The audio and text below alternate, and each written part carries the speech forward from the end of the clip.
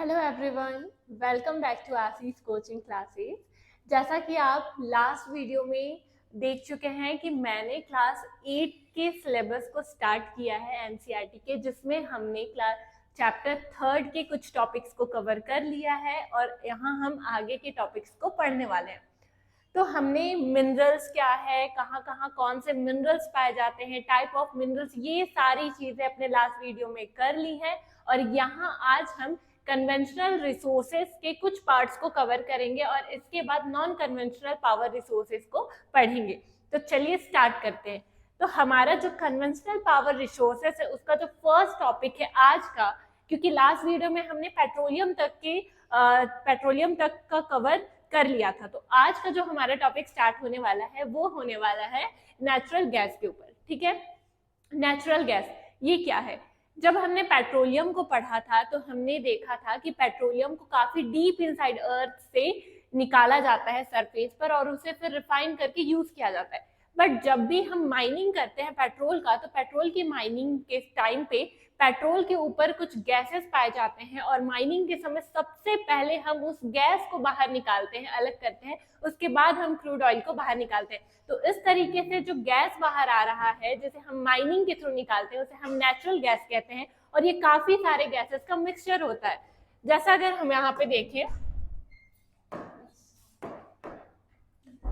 Natural gas, तो natural gas जो mainly hydrocarbons होते हैं, हाइड्रोकार्बन्स का मिक्सचर होता है, उसमें मेनली जो गैसेस पाए जाते हैं वो होता है सैचुरेटेड लाइट होता है, इसमें पैराफिन्स होते हैं, मीथेन, इथेन, और both of which are gases under atmospheric condition. क्योंकि हमारे अर्थ के अंदर काफी ज्यादा हाई टेम्परेचर, हाई प्रेशर होता है, इसके कारण यहाँ पे जो हमारे पेट्रोलियम जिनसे बने हैं, जैसे जो भी एनिमल्स की डेड बॉडीज थी, उनके नीचे जाने से, दबने से, एटमॉस्फेरिक प्रेशर के कारण वो पेट्रोलियम में कन्वर्ट हुए और यहाँ पे ऑक्सीजन प्रेजेंट नहीं था, जिसके कारण यहाँ पे कुछ गैसेस भी बने जिनको हम हाइड्रोकार्बन्स बोलते हैं, जिसमें मेनली मीथेन, एथेन, ये सारे गैसेस हैं। इसके अलावा जो नेचुरल गैस में और भी गैसेस पाए जाते हैं वो है कुछ और हाइड्रोकार्बन है, जैसे प्रोपेन, ब्यूटेन, पेंटेन और हेक्सेन। ये सारे ऐसे गैसेस हैं जो हमारे नेचुरल गैस में पाए जाते हैं। तो बेसिकली हम ये बोल सकते हैं कि इन हाइड्रोकार्बन्स का ही मिक्सचर नेचुरल गैस कहलाता है। नेचुरल गैस को आपने बहुत आसानी से देखा होगा कहीं पे भी, जैसे आपके घरों में जब खाना बनता है तो हम जिस गैस का यूज करते हैं वो नेचुरल गैस ही होता है। जैसे आपको यहाँ इस पिक्चर में दिखाई दे रहा होगा, ये नीले रंग के फ्लेम के साथ जलता है और इससे कोई भी स्मोक बाहर नहीं आता है। ठीक है, तो ये जो गैस आपको दिखाई दे रहा है यही है नेचुरल गैस। ठीक है, इसका जो हम जब माइनिंग करते हैं, पेट्रोल की माइनिंग जब होती है, तो पेट्रोल की माइनिंग के टाइम पे ही हम इसे ओशंस में डीप इनसाइड अर्थ के इसे माइन करते हैं, वहां से सरफेस तक लाते हैं और फिर इसे एक अलग कंटेनर में कंटेन कर लिया जाता है। ठीक है, तो इस तरीके से जो नेचुरल गैस है ये हमारा एक नेचुरल रिसोर्स है जिसे हम कन्वेंशनल पावर रिसोर्सेज के अंदर में रखते हैं, क्योंकि ये लिमिटेड है, एक टाइम के बाद ये खत्म हो जाने वाला है। ठीक है, इसके बाद जो हमारा नेक्स्ट टॉपिक है ये है हाइड्रो इलेक्ट्रिक एनर्जी या हाइडल पावर। ठीक है, जब भी आपने बहुत सारे बड़ी नदियां देखी होंगी, नदियों में बड़े बड़े डैम्स देखे होंगे, ये डैम्स क्यों कंस्ट्रक्ट किए जाते हैं? अगर हम इस पे बात करें तो ये जो डैम्स कंस्ट्रक्ट होते हैं ये पानियों को, नदियों के पानी को जमा करते हैं।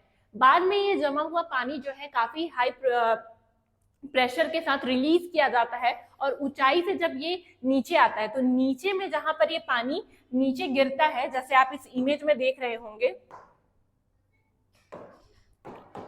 यहाँ पे, तो यहाँ पे हम क्या करते हैं, डैम्स के पानी को हम रिजर्व किए हैं। ठीक है, डैम्स के पानी मतलब डैम से रिवर के पानी को रिजर्व किया गया है।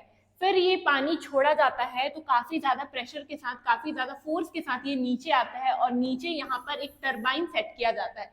जब ये पानी टरबाइन से टकराता है तो ये टरबाइन को रोटेट करता है और इस टरबाइन के रोटेट होने से इलेक्ट्रिसिटी जनरेट होता है। जनरेटर क्या करता है, इलेक्ट्रिसिटी को जनरेट करता है जिसे हम स्टोर करते हैं और फिर डिस्ट्रीब्यूट करते हैं। तो इस तरीके से हम हाइड्रो इलेक्ट्रिसिटी यानी पानी से इलेक्ट्रिसिटी का फॉर्मेशन करते हैं, जिसे हम हाइडल पावर बोल सकते हैं। ठीक है, तो ये इंडिया में काफी जगहों पर है, जैसे भाखरा नांगल डैम, ये सारे डैम्स हैं जो हाइडल पावर इलेक्ट्रिसिटी को जनरेट करते हैं।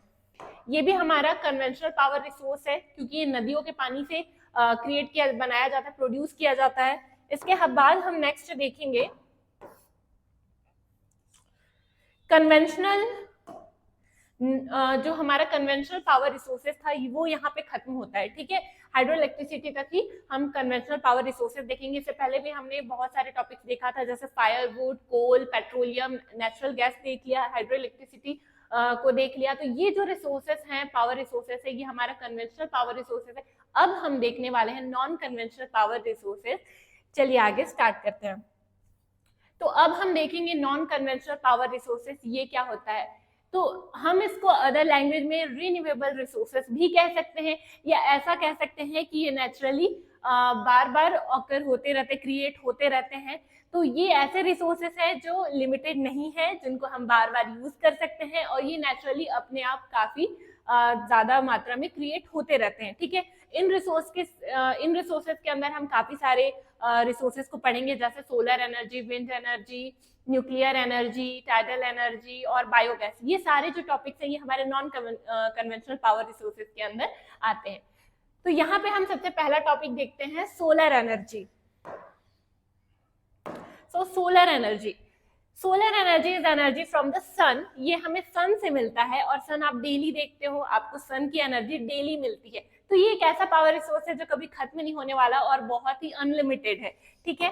तो सोलर एनर्जी जो है ये जब सन की जो एनर्जी है, जब हम उसे सोलर प्लेट्स पर फॉल कराते हैं, यानी सोलर प्लेट्स जब हम लगाते हैं, उसमें सोलर जो सन की जो एनर्जी है वो पड़ती है, तो वो फिर इलेक्ट्रिसिटी को जनरेट करती है। तो इस तरीके से हम सोलर एनर्जी को इलेक्ट्रिसिटी एनर्जी में कन्वर्ट करते हैं और काफी सारी चीजों में यूज करते हैं। कुकिंग के लिए, हीटिंग के लिए, बहुत सारी चीजों में हम सोलर एनर्जी को यूज करते हैं, और इलेक्ट्रिसिटी में तो करते ही हैं।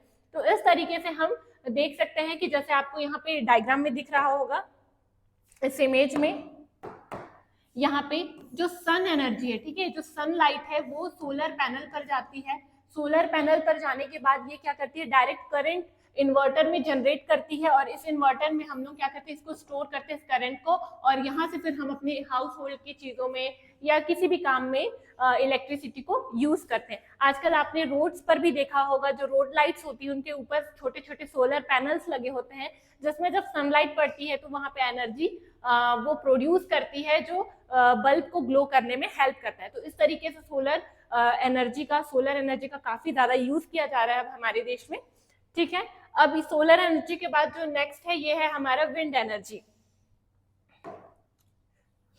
ठीक है। तो विंड पावर ये क्या है, जब बहुत तेज हवाएं चलती हैं तो हम उनका यूज कर सकते हैं इलेक्ट्रिसिटी को जनरेट करने में। हाउ, देखते हैं। जैसा कि आप जानते हैं, जब दो माउंटेन्स के बीच से कभी हवाएं चलती तो वो बहुत ही ज्यादा स्पीड में होती हैं, उनकी स्पीड काफी ज्यादा होती है। अगर ऐसे जगह पर हम इस टाइप का जो सेटअप करेंगे, ठीक है, जो ब्लेड्स आपको दिखाई दे रहे हैं, जब बहुत ज्यादा तेज हवा चलती है तो ये जो ब्लेड्स आपको दिखाई दे रहे हैं ये रोटेट करते हैं, और इनके रोटेशन से, ठीक है, इनके जो रोटेशन है, इनके रोटेशन से इलेक्ट्रिसिटी जनरेट होता है। इनके रोटेशन से हम टरबाइन सेट करते हैं, और वो टरबाइन क्या करता है, रोटेट करता है। इस टरबाइन के रोटेट करने से सेम उसी तरीके से जैसे हमने हाइडल पावर को जनरेट किया था टरबाइन के रोटेट करने से, वैसे ही यहाँ पे भी टरबाइन रोटेट होता है, और उसके रोटेट होने से इलेक्ट्रिसिटी जनरेट करती है, जिसे हम स्टोर करते हैं और फिर अपने घरों में ठीक है यूज करते हैं। तो इस तरीके से हम देख सकते हैं कि विंड पावर का भी यूज क्या किया जाता है इलेक्ट्रिसिटी को जनरेट करने में, और ये भी एक ऐसी एनर्जी है जो बहुत ही अनलिमिटेड है, जिसका हम यूज कर सकते हैं। इससे कोई भी पॉल्यूशन नहीं होता है। थोड़ा सा इससे हाँ ये है कि आवाज ज्यादा आती है, नॉइज पॉल्यूशन हो सकता है, या फिर हम बोले बर्ड्स को इससे दिक्कत हो सकती है, ठीक है।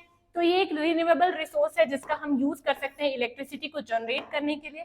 इसके बाद जो हम नेक्स्ट टॉपिक देखेंगे ये है न्यूक्लियर पावर। आपने केमिस्ट्री में पढ़ा होगा कि कोई भी जो भी सब्सटेंस होता है वो किसी न किसी एटम से मिलकर बना होता है। ये जो एटम्स होते हैं इनके बीच में एक न्यूक्लियस प्रेजेंट होता है, ठीक है, जो इनका सेंटर होता है। ये जो न्यूक्लियस होता है इसमें काफी ज्यादा पावर होती है या एनर्जी होती है, खासकर किनमें, रेडियो एक्टिव एलिमेंट्स में। ये जो रेडियो एक्टिव एलिमेंट्स है ये काफी सारे कंट्रीज में पाए जाते हैं। हमारे इंडिया में भी राजस्थान, झारखंड, ये सारे कुछ ऐसे स्टेट्स हैं जहां पर ये रेडियो एक्टिव एलिमेंट्स पाए जाते हैं। ये जो रेडियो एक्टिव एलिमेंट्स हैं इनमें जो एटम्स पाए जाते हैं उसका जो उसके न्यूक्लियस में जो एनर्जी होता है वो बहुत ही ज्यादा होता है, और उसके न्यूक्लियस के एनर्जी से न्यूक्लियर फिजन कराकर हम इलेक्ट्रिसिटी को जनरेट करते हैं। जब हम ऐसे रेडियो एक्टिव एलिमेंट्स का यूज करते हैं, न्यूक्लियर फिजन कराते हैं, तो वहां पे कुछ ऐसा प्रोसेस होता है जैसे न्यूक्लियर फिजन होता है, ठीक है। न्यूक्लियर फिजन के कारण यहाँ पे काफी ज्यादा मात्रा में हीट जनरेट होती है, और इस हीट के कारण जो वाटर है, आपको जो वाटर इधर दिखाई दे रहा है, ये बहुत ज्यादा गर्म हो जाता है। जब ये पानी बहुत ही ज्यादा गर्म हो जाता है तो स्टीम के रूप में ये आगे बढ़ने लगता है। इन स्टीम से ही टरबाइन रोटेट करता है, और टरबाइन के रोटेट करने से इलेक्ट्रिसिटी जनरेट की जाती है। ये बहुत ही ज्यादा पावरफुल होते हैं, बहुत ही ज्यादा इसमें एनर्जी होता है। इसके कुछ नुकसान भी है, जैसे जब हम न्यूक्लियर पावर का यूज करते हैं तो काफी ज्यादा मात्रा में रेडियो एक्टिव एलिमेंट्स के वेस्ट बच जाते हैं, ठीक है, जो बहुत हार्मफुल होते हैं। तो इस तरीके से हम काफी ज्यादा मात्रा में पावर का यूज कर सकते हैं, क्योंकि ये भी बहुत नेचुरली क्रिएट होते हैं। तो इसको भी हम बोल सकते हैं कि नॉन कन्वेंशनल पावर रिसोर्स के अंदर ही पाया जाता है, ठीक है। अब हमारा जो नेक्स्ट टॉपिक है ये है जियोथर्मल एनर्जी। जियोथर्मल एनर्जी, ठीक है। जियो का मतलब क्या होता है? अर्थ। तो ऐसा एनर्जी जो हमें अर्थ से मिलता है, तो ये बेसिकली सारे एनर्जी तो हमें अर्थ से ही मिल रहे हैं ये, लेकिन इसका जो कॉन्टेक्ट है ये डायरेक्ट कॉन्टेक्ट है। इसका मतलब ये है कि हमारे अर्थ के नीचे अंडरग्राउंड वाटर प्रेजेंट है, ये तो आपको पता ही है। तो और अंडरग्राउंड वाटर के और नीचे जाएं तो अंदर में डीप इनसाइड अर्थ जाने के बाद हम देखते हैं कि वहां का टेम्परेचर काफी ज्यादा है। जैसे मेंटल की अगर बात करें तो वहां का टेम्परेचर बहुत ही ज्यादा है। कभी कभी ये टेम्परेचर ऊपर के सरफेस में भी देखने को मिलता है। ये किस फॉर्म में होता है? जब भी टेम्परेचर किसी प्लेस का बहुत ज्यादा हो जाता है तो वहां जो अंडरग्राउंड वाटर प्रेजेंट होता है वो हीट हो जाता है, और हीट होने के बाद वो बाहर फव्वारे की तरह, ठीक है, स्प्रिंकल्स की तरह, फव्वारे की तरह बाहर दिखाई देता है, बाहर निकलता है। जब ये पानी बाहर निकलता है, जिस भी प्लेस पर ये पाया जाता है, ठीक है, कुछ कुछ ऐसे प्लेसेस है जहां पर ये पाया जाता है, तो जिस भी प्लेस पर ये पाया जाता है उसे हम क्या करते हैं, वहां पे एक सेटअप करते हैं। उस सेटअप में उसके स्टीम से, वो जो गर्म पानी निकल रहा है उसके स्टीम से हम क्या करते हैं, टरबाइन को रोटेट कराते हैं, और टरबाइन के रोटेट करने से ही इलेक्ट्रिसिटी जनरेट होता है, और इलेक्ट्रिसिटी फिर हम उसको यूज करते हैं। बाद में जो ठंडा पानी होता है हम उसको चाहे तो दोबारा अंडरग्राउंड वाटर में डाल सकते हैं, ठीक है। अगर हम गाँव की बात करें, ऐसे प्लेसेस की बात करें जहाँ पे ये पाया जा रहा है, तो वहाँ के लोग इसको बाथिंग, कुकिंग, ये सारी चीजों के लिए भी यूज करते हैं, ठीक है। और अगर वहाँ पे सेटअप है तो वहाँ पे इलेक्ट्रिसिटी काफी अच्छे से जनरेट की जा सकती है। इससे कोई भी वेस्ट नहीं होता है, क्योंकि ये बहुत नेचुरली ऑकरिंग प्रोड्यूस हो रहा है इलेक्ट्रिसिटी, तो इससे कोई भी वेस्ट नहीं होता है। ये दिक्कत आती है कि जब भी कहीं पे इलेक्ट्रिसिटी जनरेट होता है तो वो प्लेस काफी दूर होता है सिटीज से, ऐसा भी हो सकता है। तो वहां से इलेक्ट्रिसिटी को सिटीज तक पहुंचाना एक टास्क होता है। हम बोल सकते हैं कि बस यही प्रॉब्लम है जो जियोथर्मल पावर में आती है, ठीक है। इसके बाद हम देखते हैं टाइडल एनर्जी, ठीक है। टाइडल एनर्जी, टाइड्स से आपको बहुत क्लियर होगा कि मैं किसकी बात कर रही हूँ, ओशंस की, ठीक है। ओशंस की जब मैं बात कर रही हूँ तो यहाँ पे टाइड्स होते हैं। अब ये टाइड्स क्यों जनरेट होते हैं? क्योंकि आपको पता है हमारे अर्थ के पास अपनी एक ग्रेविटी है, सारे प्लैनेट्स के पास बेसिकली अपनी अपनी एक ग्रेविटी है, ठीक है। इसी तरीके से हमारा जो सैटेलाइट है मून, यहाँ पे भी ग्रेविटी है। हालांकि ये ग्रेविटी अर्थ के कंपैरिजन में कम है, बट जब मून जो है हमारे अर्थ का रिवॉल्यूशन करता है, ठीक है, जैसे ये है मान लो हमारा अर्थ, तो जब मून इसका रिवॉल्यूशन करता है तो जैसे जैसे मून जिस जिस प्लेस पे जाता है वो अपनी ग्रेविटी के कारण अर्थ पे प्रेजेंट वाटर को, ओशन में प्रेजेंट वाटर को अपने साइड अट्रैक्ट करता है, और इस तरीके से वो वहां पे टाइड्स क्रिएट होते हैं, ठीक है। इस तरीके से वहां पे टाइड्स क्रिएट होते हैं, क्योंकि मून अपनी ग्रेविटी से इन वाटर्स को अपनी तरफ अट्रैक्ट करता है। ये जब टाइड्स क्रिएट होते हैं तो ये फिर बाद में कोस्टल एरियाज तक पहुंचते हैं, और जैसे ये कोस्टल एरियाज तक पहुंचते हैं इनमें काफी ज्यादा स्पीड होता है। इनकी एनर्जी जो है हम उसको यूज करते हैं डैम्स बनाकर टरबाइन को रोटेट कराने में, जैसे हमने रिवर में किया था, ठीक है। तो जब भी ये टाइडल एनर्जी डैम्स तक पहुंचती है, हमने वहां पे सेटअप कर दिया है टरबाइन को, और ये टरबाइन रोटेट करता है, और इसके रोटेट करने से इलेक्ट्रिसिटी जनरेट होती है, जिसे हम जनरेटर इन्वर्टर में स्टोर करते हैं और फिर सिटीज तक पहुंचाते हैं या फिर यूज में लाते हैं। तो इस तरीके से हम देख सकते हैं कि जो ओशंस का वाटर है, जो टाइडल एनर्जी है, वहां से भी हम इलेक्ट्रिसिटी को जनरेट कर सकते हैं। और ये ऐसा कहाँ पे होता है? ऐसे जगहों पर होता है जहाँ समुद्र थोड़ा सा पतला किनारों की तरह होता है, क्योंकि समुद्र के बीच डैम बनाना पॉसिबल नहीं है, ठीक है। ऐसे जगह पे होता है जहाँ पे नैरो सी शोर्स हो, ठीक है।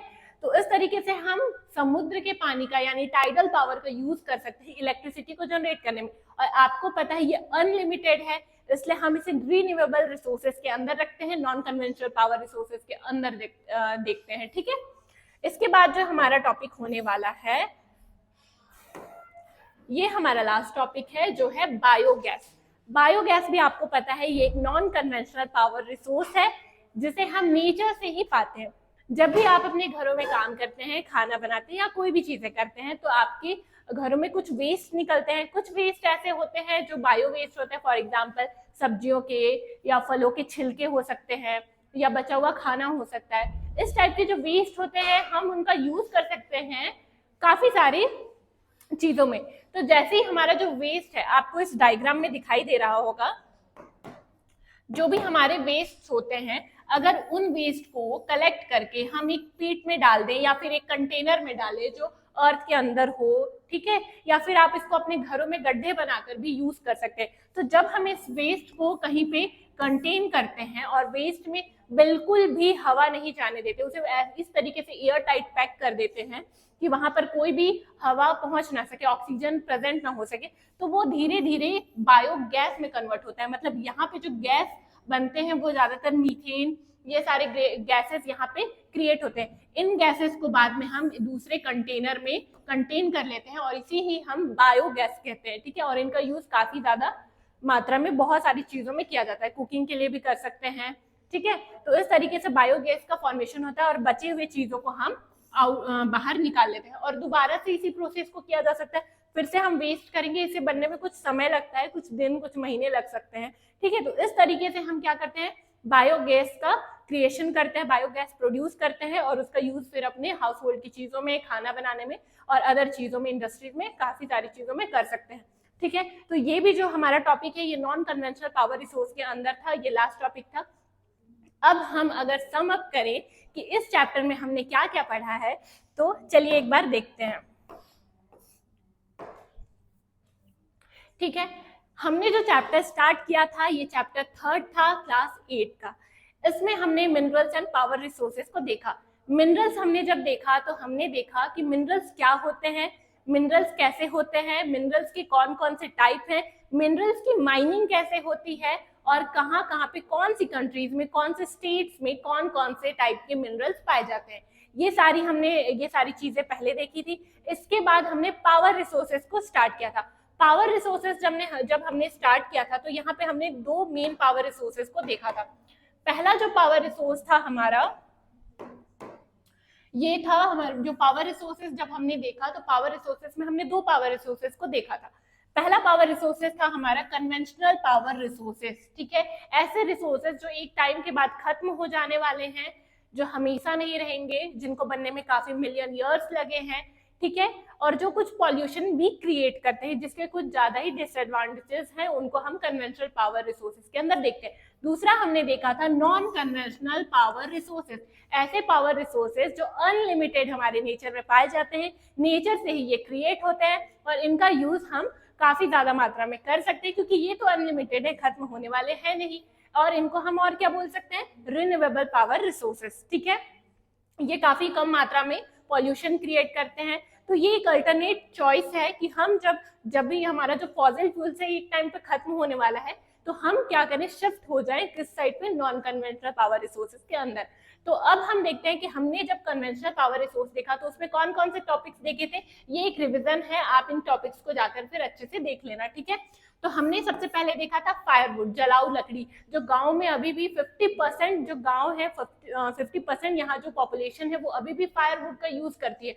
तो फायरवुड हमने देखा कि एक अच्छा पावर रिसोर्स है, लेकिन क्या है कि ये पॉल्यूशन बहुत ज्यादा क्रिएट करता है, ठीक है। फिर हमने कोल देखा, कोल की माइनिंग देखी कि कोल को माइन किया जाता है, कोल को फिर यूज किया जाता है थर्मल पावर बनाने में, इंडस्ट्रीज में यूज किया जाता है, ठीक है, बहुत सारे यूजेस है कोल के। और इवन हम अपने इंडिया की बात करें तो 80 to 90% हमारा जो इलेक्ट्रिसिटी जनरेट होता है वो कोल से ही जनरेट होता है। कोल के भी काफी सारे टाइप्स है, 2-3 टाइप्स हैं, जिसमें कुछ लो कैटेगरी के कोल्स आते हैं, कुछ हाई कैटेगरी के कोल्स आते हैं। इसके बाद हमने पेट्रोलियम को देखा था। पेट्रोलियम जिसे हम फॉसिल फ्यूल भी बोलते हैं, ठीक है, ये हमें ओशंस के बीच में मिलते हैं, डीप इनसाइड अर्थ होते हैं, इसकी माइनिंग काफी मुश्किल होती है, ठीक है। तो ये भी हमने देखा था, इससे हम काफी अपने सारे व्हीकल्स को चलाते हैं, बट क्योंकि ये लिमिटेड है तो इसका यूज हमें कम करना है, ठीक है। इसके बाद हमने नेचुरल गैसेस को देखा। पेट्रोलियम के ऊपर जो गैसेस पाए जाते हैं, क्रूड ऑयल के ऊपर जो गैसेस प्रेजेंट होते हैं उसे ही हम नेचुरल गैस बोलते हैं। इसकी भी माइनिंग सेम उसी टाइम पर होती है, पहले नेचुरल गैस को सेपरेट किया जाता है, देन पेट्रोलियम या क्रूड ऑयल को, ठीक है। इसके बाद हमने हाइडल पावर देखा, जिसे हम हाइड्रो इलेक्ट्रिसिटी पावर भी कहते हैं। जब भी रिवर्स होते हैं, रिवर्स के पानी को रिजर्व किया जाता है, ऊपर काफी लिमिट बहुत ऊंचाई से इसे गिराया जाता है टर्बाइंस के ऊपर, टर्बाइंस रोटेट करते हैं, इलेक्ट्रिसिटी वहां पर जनरेट होती है। तो हमने ये भी देख लिया, ये सारे टॉपिक्स हमारे कन्वेंशनल पावर रिसोर्सेज के अंदर आते हैं। इसके बाद हमने नॉन कन्वेंशनल पावर रिसोर्स देखा। यहाँ पे हमने सोलर एनर्जी को देखा कि जो सन की लाइट होती है उसका यूज करके हम सोलर पैनल से इलेक्ट्रिसिटी को क्रिएट करते हैं, ठीक है। फिर हमने विंड एनर्जी को देखा कि जब हाई स्पीड में विंड चलती है, मतलब खाली जगह पर बहुत ज्यादा तेज जब हवाएं चलती हैं, तो उस विंड का हम इलेक्ट्रिसिटी में उसे कन्वर्ट कर सकते हैं टर्बाइन को रोटेट करा के। इसके बाद हमने न्यूक्लियर एनर्जी भी देखा। जो न्यूक्लियर एनर्जी है ये एटम्स में प्रेजेंट न्यूक्लियस के एनर्जी पर डिपेंड करती है। जो रेडियो एक्टिव एलिमेंट्स होते हैं उनके पावर को यूज करके हम वाटर को हीट कराते हैं स्टीम से, फिर टर्बाइन को रोटेट कराते हैं और न्यूक्लियर पावर का यूज करते हैं। इसके बाद हमने जियोथर्मल एनर्जी देखा। अर्थ के सरफेस पे नीचे साइड जो प्रेजेंट हीट है, जब ये ऊपर आने की कोशिश करती है तो ग्राउंड वाटर फुवारे की तरह ऊपर आते हैं और इनसे जो स्टीम निकलता है, जो स्टीम्स होते हैं, इसका यूज हम टर्बाइन को रोटेट कराने में करते हैं और फिर इलेक्ट्रिसिटी को जनरेट करते हैं। फिर हमने टाइडल एनर्जी देखा। टाइडल एनर्जी मतलब ओशंस में जो टाइड्स होते हैं उनका डैम्स क्रिएट करके हम जब उस एनर्जी को यूज करते हैं इलेक्ट्रिसिटी जनरेट करने में, उसे हम टाइडल एनर्जी बोलते हैं। इसके बाद हमने लास्ट टॉपिक जो देखा बायोगैस, जिसमें हम अपने घरों के वेस्ट को या फिर जो भी बायोडिग्रेडेबल वेस्ट होते हैं उनको कलेक्ट करके एक पीट में जमा करके और फिर उससे गैस को प्रोड्यूस कराते हैं और फिर उसे एक कंटेनर में अलग करके अपने हाउस होल्ड की चीजों में यूज करते हैं। तो इस तरीके से हमने पावर रिसोर्सेज को कंप्लीट कर लिया। चैप्टर 3 हमारा बिल्कुल कंप्लीट हो चुका है। अगर आपको ये वीडियो पसंद आया हो, अगर चैनल पे आप नए हैं तो प्लीज सब्सक्राइब करिएगा एंड थैंक्स फॉर वॉचिंग।